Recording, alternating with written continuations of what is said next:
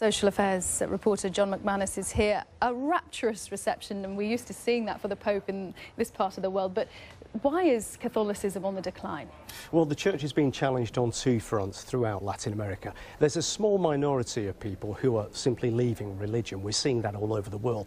But more importantly, in Latin America, there's a growing number of people who are leaving for other churches, evangelical churches. In fact, a survey last year showed that most of their new members were people who'd been baptised and brought up as Catholics but had left the church.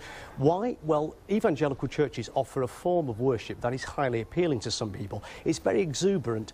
You're very likely to hear people talking in tongues at evangelical services.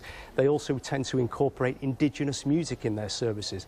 Their pastors, their ministers are more likely to be from indigenous communities, unlike the Catholic Church, whose priests have always been associated with the upper class, the Spanish upper class.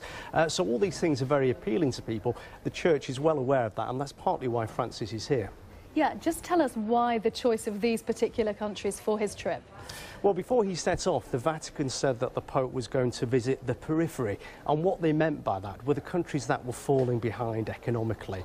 They weren't doing as well as, say, Brazil or the Pope's own home country of Argentina.